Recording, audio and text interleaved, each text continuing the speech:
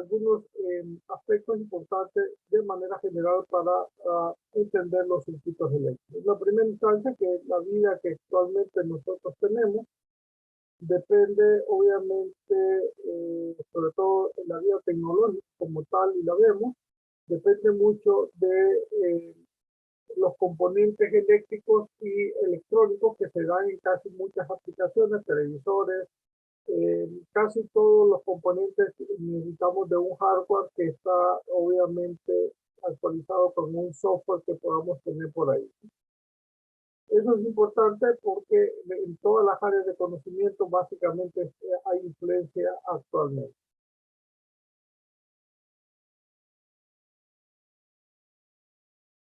El análisis de circuito ha sido desde hace tiempo una introducción tradicional de resolución de problemas desde una perspectiva de ingeniería, incluso para aquellos que interesan ajeno a la ingeniería eléctrica.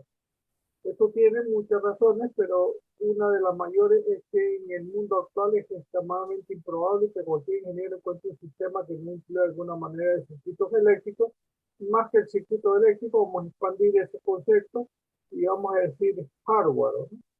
Que obviamente eso implica todo lo que nosotros... De hecho, que antes, por ejemplo, ayer mencionaba yo con respecto a la domótica. La domótica era la capacidad que usted podía tener por medio de ciertos componentes electrónicos de automatización, poder, ¿cómo se llama?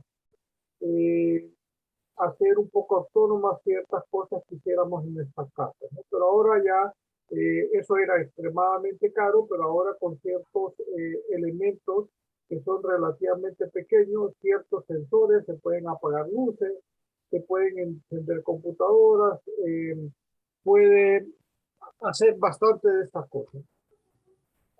Bien, en el caso, vamos a tener análisis, en los análisis de circuitos lineales tenemos cuatro aspectos: el análisis de corriente directa, que es el que nosotros vamos a tener influencia, el análisis de estado transitorio, el análisis senoidal y el de respuesta en frecuencia, que es la más general de las cuatro. Pero usualmente se supone que algo está cambiando con el tiempo. Comenzamos con el tema del circuito resistivo, que incluye ejemplos como el foco o tostadora. En este caso, cualquier elemento resistivo visto del sistema eléctrico. En el caso de, por ejemplo, del ENE, depende estrictamente todo lo que nosotros tenemos en la casa.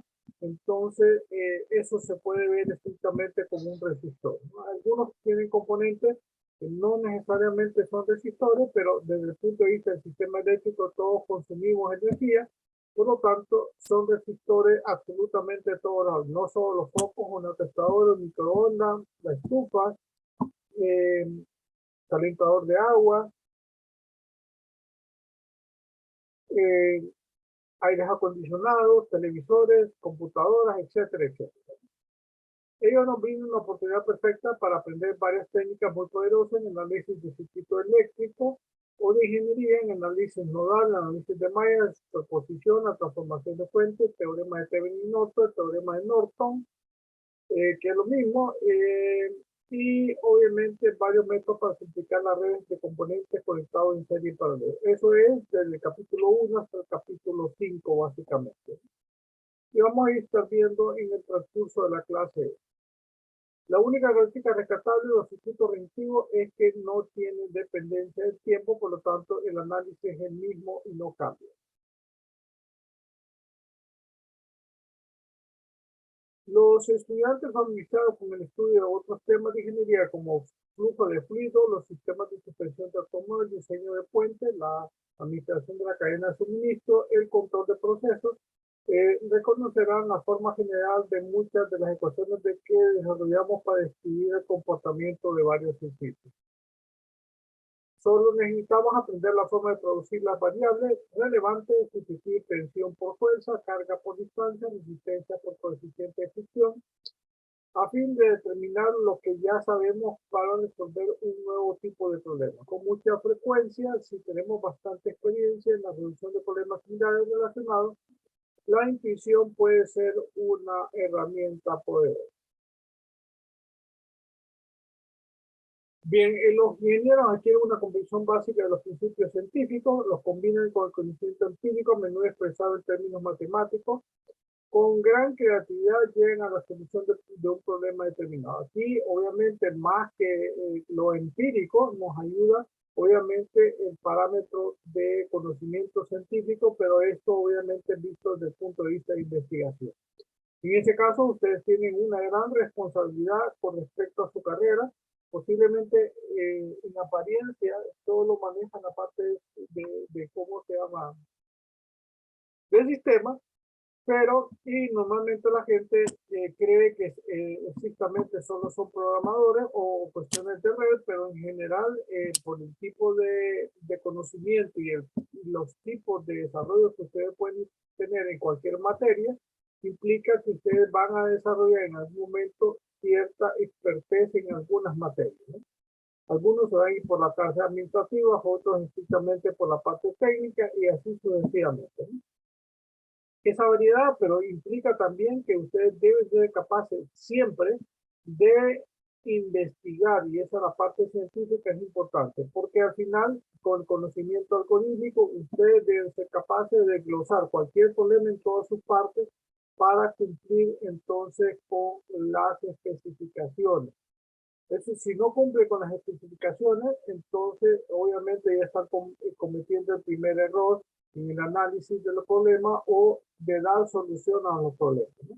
Obviamente todo es un proceso y aquí es donde en el pensamiento algorítmico es importante eso, pero si ustedes no cumplen con las especificaciones es lo más elemental que no está cumpliendo. Uno de los aspectos más poderosos del diseño asistido por computadora es obviamente de que usted puede desarrollar un circuito en una computadora, en un simulador y ponerlo a, ya una vez que está seguro que el circuito funciona, entonces obviamente eh, el mismo software dice puede generar el layout de placa de circuito impreso usando parámetros geométricos en la biblioteca de componentes.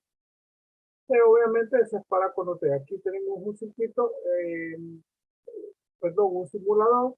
Entonces, ya a partir del segundo parcial, vamos a ver si utilizamos el simulador o dejamos la investigación. El simulador más o menos va a hacer esto y vamos a poder, ¿cómo se llama? Fácilmente ver la respuesta y de lo que queremos, lo vamos a dejar a nivel de análisis, pero es importante eso. Y al final, este pensamiento algorítmico hace este tipo de diagrama que para solución de cualquier problema, pero aquí lo importante, aquí tenemos distintos bucles, que obviamente eso nos permite, ¿cómo se llama?, programar fácilmente en cualquiera de los lenguajes. Pero lo importante es el pensamiento algorítmico, porque un problema tiene que desarrollarlo en todos sus partes. Eso sería correspondiente al capítulo 1. En el capítulo 2 ya entramos en materia con otras consideraciones importantes y aquí tenemos, por ejemplo, ya las unidades y las escalas. Aquí nos interesan ciertas medidas como el watt, la potencia, que es obviamente está dado en watt, y ciertas calificaciones y ciertos prefijos que son los interesantes. En el sistema básico tenemos el metro, la masa, el kilogramo, el tiempo. En ese caso nosotros utilizamos el metro y sobre todo el tiempo, una corriente eléctrica que es el ampere, la intensidad luminosa que es el candela o los luxes, o en el caso o los lúmenes. En el caso de los prefijos nos interesan los que son de capacidad grande, los mega, que es el megabyte o giga, o los terra, los penta, los hexa, zeta, que cada vez va aumentando las capacidades. En cuanto a corriente, nos interesa la corriente del ampere, pero también utilizamos el mili, 1 por 10 a la menos 6, el micro, 1 por 10 a la menos 6, el nano, que es 1 por 10 a la menos 9, el pico, 1 por 10 a la menos 12, el cento, 1 por 10 a la menos 15, etcétera, etcétera. Estos son corrientes muy pequeñas. Bien, carga, corriente, tensión o voltaje y potencia. Uno de los conceptos más importantes del análisis de circuitos es la conservación de carga. El de la física básica Sabemos que hay dos tipos de carga, la positiva y la negativa. Nosotros vamos a trabajar con el flujo de electrones, por lo tanto, en lo básico. Existen muchos dispositivos con baterías, diodos y transistores, en lo que resulta determinante el movimiento de carga positiva para inducir la polarización interna. Pero respecto a lo externo del dispositivo, es mejor concentrarse en los electrones. Y así, en otras palabras, ni creamos ni destruimos electrones o protones cuando se operan circuitos eléctricos. La carga en movimiento representa la carga. O sea, vamos a ver con el simple hecho de la conservación de energía o conservación de la carga. No se puede crear ni destruir energía, sino que solo se transforma. En ese caso, utilizamos la unidad de carga, es el coulomb, y en ese carga, la carga del electrón es 1.6 por 10 a la menos 19, y el ampere es la medida del un coulomb que pasa por una determinada área transversal en un segundo. Bien, la corriente, la idea de transferencia de carga o carga de movimiento es de vital importancia cuando estudiamos los circuitos eléctricos, debido a que al mover una carga de un lugar a otro, también se necesita transferir energía de un punto a otro. La familiar línea de transmisión que surca los campos es un ejemplo práctico de los dispositivos que transfieren energía. Igual importancia que la posibilidad de comunicación o transferir información. Tal proceso constituye la base de sistemas de comunicación, como la yo defiendo un poquito más, como sistemas de telecomunicaciones, como que manejamos voz, datos y imagen, que ahí incluimos todo: telefonía, internet, redes, cómo se llama, redes de datos, también televisión, telemetría, también cable, sí, todos los componentes que se puedan ver. La corriente presenta una trayectoria discreta. Perdón, esto aquí es importante. Definimos la corriente en un punto específico que fluye en una dirección especificada, como la velocidad instantánea a la cual la carga positiva neta pasa por este punto en la dirección especificada. Desafortunadamente, esta es la definición histórica cuyo uso se popularizó antes de que se apreciara que la corriente en los alambres se debe en realidad al movimiento de carga negativa y no a la positiva. La corriente simboliza por I. I es la tasa de cambio de carga con respecto al tiempo, o sencillamente la derivada de la carga con respecto al tiempo. El ampere, la unidad del ampere se debe al físico francés Ampère y es un coulomb por segundo. Aquí esto es lo que vamos a utilizar normalmente: corriente directa y corriente alterna. Las otras no se pueden utilizar, pero ahorita en el curso es básicamente la inciso A y B. La tensión, igual, suponemos que una corriente directa se envía a través de una terminal y a través del elemento general y sale de regreso por la terminal B. Consideramos también que al impulsar la carga a través del elemento requiere un gasto de energía. En este caso decimos que la existencia de existe una tensión eléctrica o una diferencia de potencial entre los terminales. En ese caso, sí tenemos la tensión o voltaje o la diferencia de potencial. En ese caso, el caso típico es el voltaje en los tomas de corriente en su casa, que son 120 voltios. Y tenemos eso, como dice, voltaje está dado en voltios. Y el voltaje es joule por coulomb.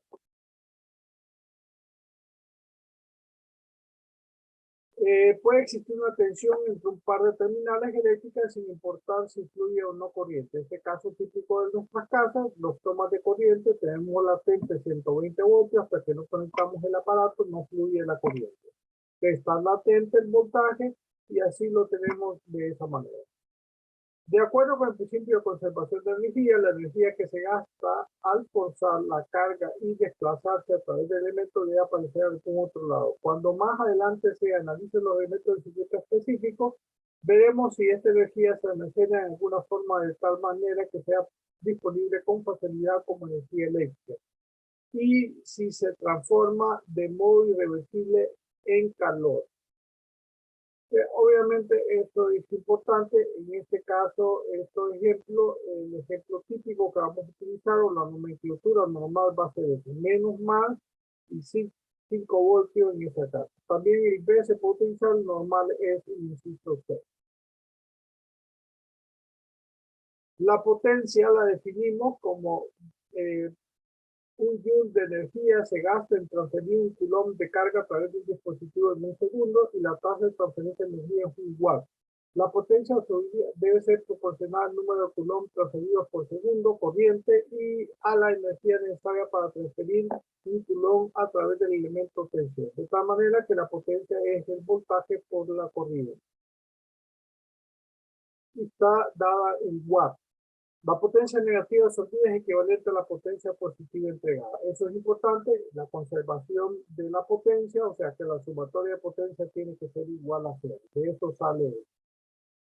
La potencia absorbida por elemento es detenida mediante el producto potencia es igual a B por I y es positiva. De forma análoga se dice que el elemento genera o suministra potencia y va a ser negativa en este caso. Eso es muy importante porque si no, entonces no se cumple la igualdad o la ecuación de que la sumatoria de potencia tiene que ser igual a cero.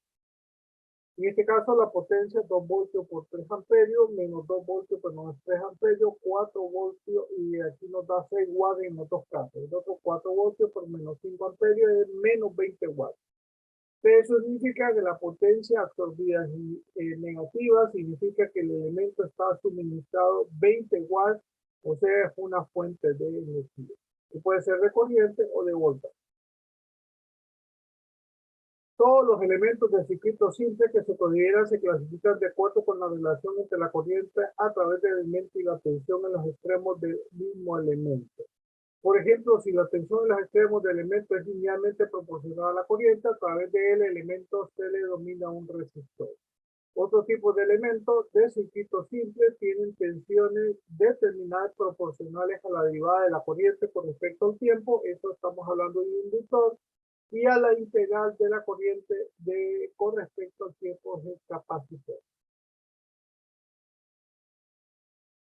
Hay otros elementos de tensión totalmente independientes de la corriente y la corriente de la tensión, en cuyo caso se conoce como fuentes independientes. También tenemos fuentes dependientes, eso se va a ver más adelante. Aquí la tensión de fuente independiente es la nomenclatura normal de una fuente y aquí la dirección de la corriente de menos a más.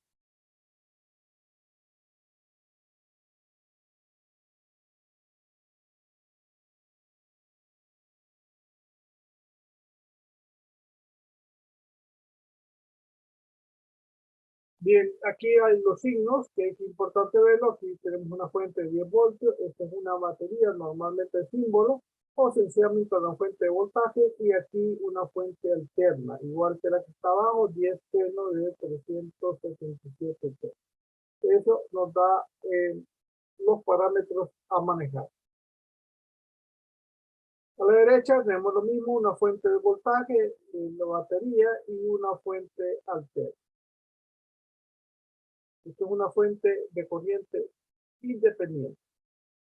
Si tuviera la señalización de la onda senoidal sería alterna, pero si no es directa.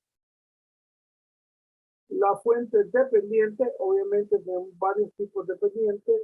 Antes de decirlo, entonces tenemos los elementos básicos del circuito: fuentes de tensión o voltaje, fuentes de corriente, resistores, capacitores, inductores. Los primeros tres los vamos del capítulo 1 al capítulo 5, básicamente. O sea, el capítulo 2 hasta el capítulo 5. Los capacitores inductores, capítulo 7 y 8.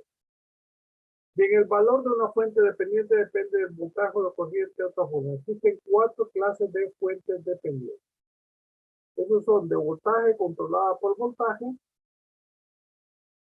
de voltaje controlada por corriente, de corriente controlada por voltaje y de corriente controlada por corriente. La primera, el inciso A, es una flecha corriente controlada por IX. Y K es la constante de proporcionalidad. otra fuente de corriente, la flecha indica eso, y tenemos controlada por voltaje. La otra, una fuente de voltaje controlada por voltaje, que es KVX. Y la última, una fuente de voltaje controlada por corriente, que es IF. Fuente dependiente de voltaje controlada por voltaje. Fuente dependiente de corriente controlada por voltaje. Fuente dependiente de corriente controlada por corriente. Y acá una fuente de voltaje controlada por voltaje. En este caso, típico de un amplificador operacional. En este caso, hacemos como si tuviéramos un amplificador operacional. En este caso, al lado derecho, tenemos BL y 5V2. Como estos dos están en paralelo, tienen dos puntos de conexión o dos nodos de conexión, decimos que están en paralelo. O sea, que el voltaje BL es igual a 5V2. Depende del voltaje que está en el otro lado. Dependiendo de eso, entonces, si tenemos que V2 es 3 voltios, BL va a ser 3 por 5, 15. Y si es 5 voltios, es 5 por 5, 25. Este problema que estamos viendo aquí es un problema típico y para examen. Normalmente vamos a pedir la potencia en todos los elementos. Aquí nos dan toda la información y en este caso se tiene que cumplir que la sumatoria de voltaje es igual a 0. Aquí la corriente va para arriba y el voltaje, tomándolo de izquierda a derecha o de abajo hacia arriba, va a ser negativo. Menos 8 por 7, menos 56. Aquí la corriente va en ese sentido, va hacia abajo. Entonces entra por el terminal positivo, 8 voltios por 2 amperios, 16 voltios. Este es 5 amperios hacia la derecha en menos 12 voltios y este sería menos 60. Aquí más la corriente entraría por el positivo, 20 por 8, 160 positivo. Y por último, menos 0.25 Vx y más 20 voltios, una fuente de corriente, y sería obviamente 0.25 menos 2, 220 menos 60. Aquí es importante una fuente de corriente, una fuente de voltaje, si ven son negativos. Esto no se dice nada, pero obviamente asumimos que es una fuente no de voltaje, vamos a asumir porque está en un voltaje de tipo. Pero puede ser una fuente de corriente o voltaje. Si sumamos toda esa potencia, tiene que cumplirse que la sumatoria de igual a 0. Si no se cumpliera eso, entonces solo existen dos consideraciones. O el circuito está malo, o sencillamente ustedes tienen un error en algún lado, ¿no? La sumatoria de corriente en un circuito eléctrico de potencia, perdón, tiene que ser igual a 0. Ese es medular para eso. Y ese es el primer concepto que tenemos que estar claro. Y eso no se puede transgredir eso. La sumatoria de voltajes de potencia, perdón, la sumatoria de potencia en un circuito tiene que ser igual a 0. Y si vuelvo a repetir, si no da 0, entonces ya tenemos un problema porque cometimos algún error en algún lado. Redes y circuitos, los circuitos obviamente es una red cerrada, se convierte en un circuito. Una red que no está cerrada es una red sencillamente eléctrica. Resistencia, la describimos ya anteriormente que la relación entre la corriente y el voltaje en un resistor es lineal. El símbolo aquí es importante, la resistencia es R y la corriente entra siempre al terminal positivo del voltaje que se especifica en ese elemento. Y de la resistencia aparece la ley de Ohm, B igual a R por I. Igual que la potencia, la ley de Ohm es muy importante. Bien, en el resistor existe una relación de linealidad entre el voltaje y la corriente. La linealidad implica que se cumple con el principio de superposición, que lo vamos a ver en el capítulo 5. La unidad de resistencia es el ohm o ohmios y la letra omega especifica eso. Si hacemos una sustitución de la potencia con la fórmula voltaje por corriente y utilizando la ley de Ohm como original, B igual a R por I, o despejando la ley de Ohm, I igual a B sobre E. Haciendo las sustituciones, Esa potencia se puede determinar como I cuadrado R o B cuadrado sobre R.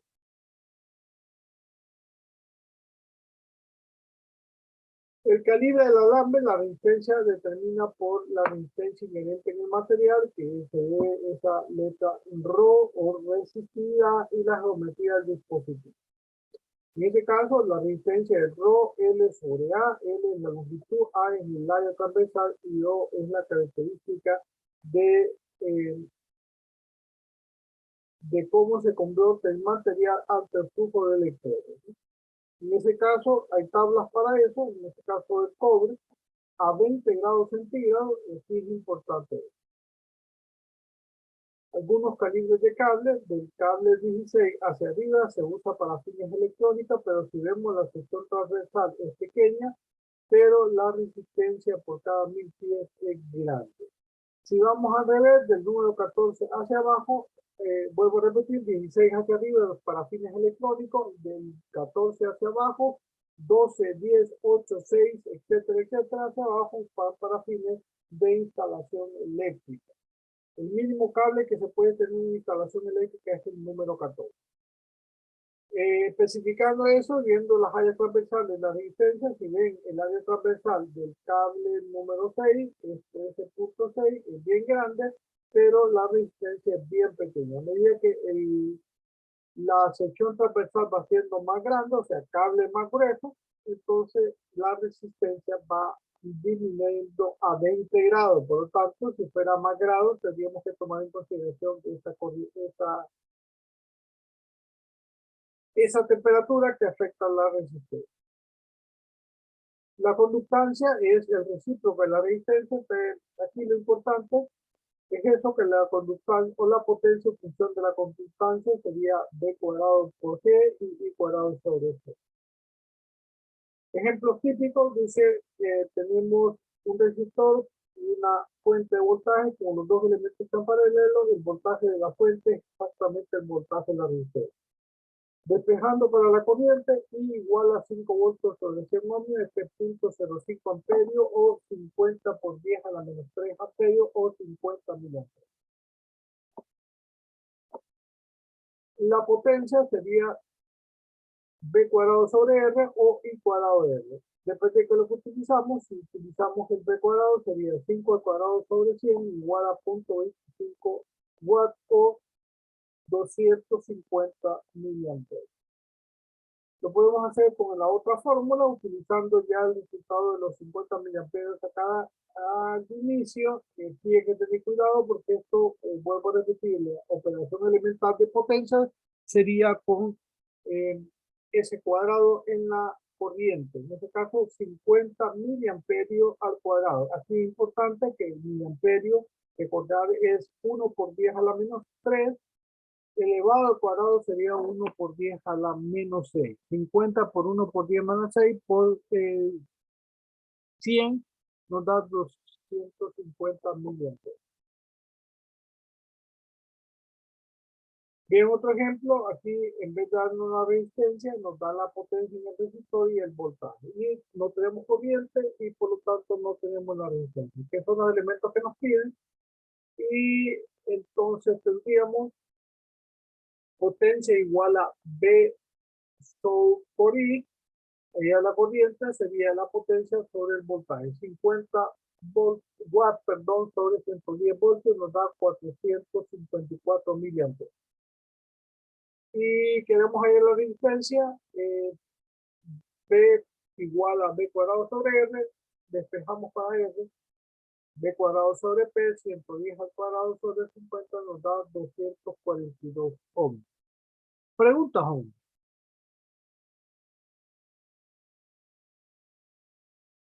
Pregunta, jóvenes. Bien, si no tienen preguntas, entonces nos vemos mañana y a mañana entramos al capítulo 3, que es lo que nos interesa, entrar en materia porque son los problemas prácticos. Para fines de examen yo solo pongo problemas prácticos, no pongo problemas, no pongo teoría. Pero en este caso es muy importante la teoría, sobre todo lo que acabamos de ver, los conceptos de corriente, voltaje, potencia, Y la potencia, enfatizar en que la sumatoria de potencia es igual a cero y sobre todo también hay que saberse la ley de Ohm, que es voltaje igual a RT. Preguntas, jóvenes.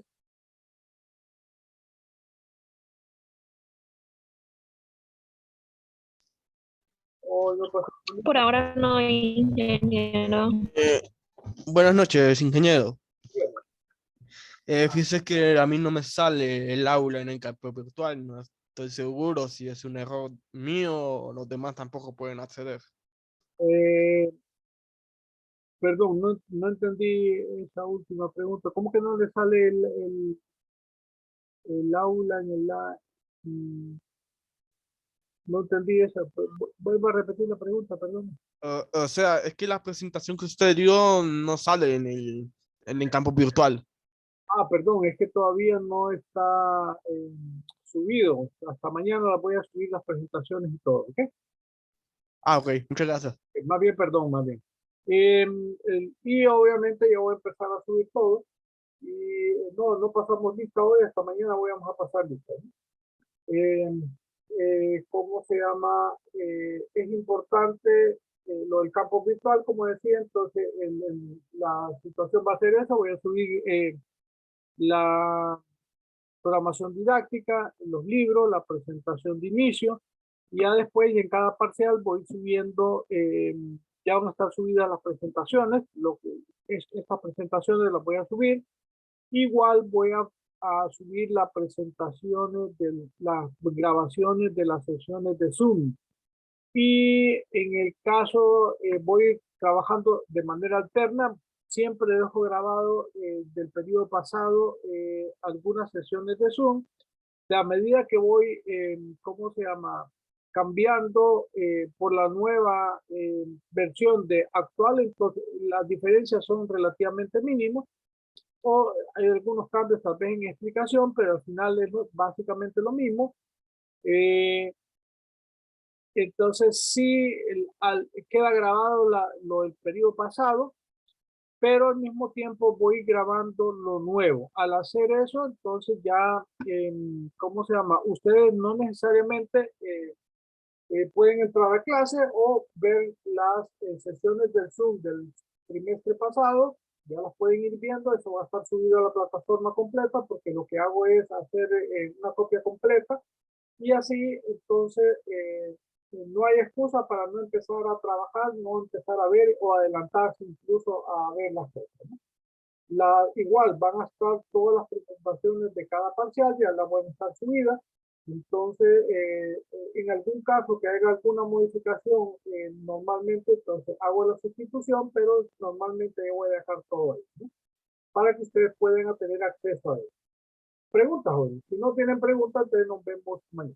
Ingeniero, Dígame. consulta, ¿cuál es el nombre del libro que se utiliza? Eh, Permítame, análisis de... Vamos a ver.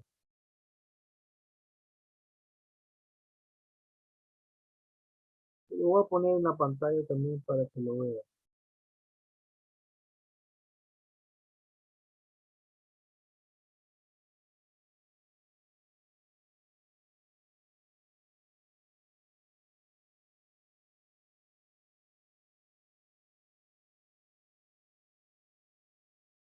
Bien, ya lo voy a presentar para que lo vea usted ahí mismo.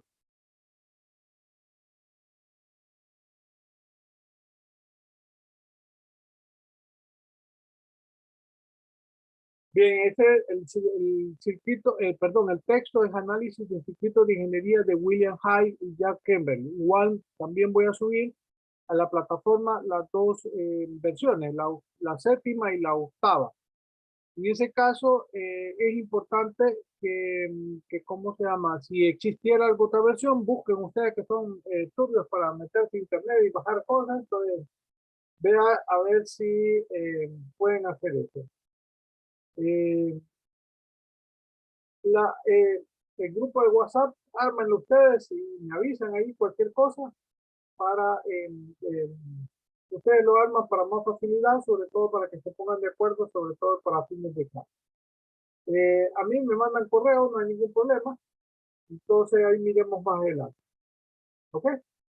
preguntas.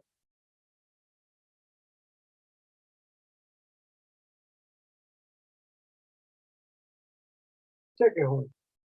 Preguntas.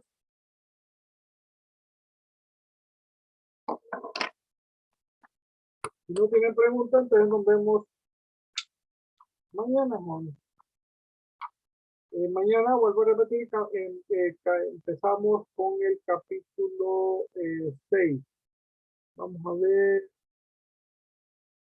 27, 56, 34, 34. Y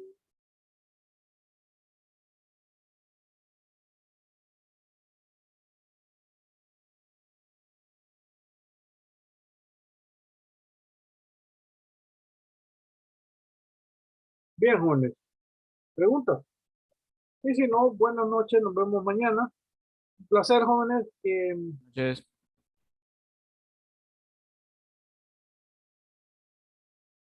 ¿Tienen preguntas?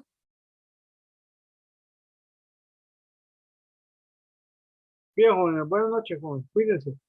Un placer, jóvenes. Buenas noches, ingeniero. Buenas noches, cuídense.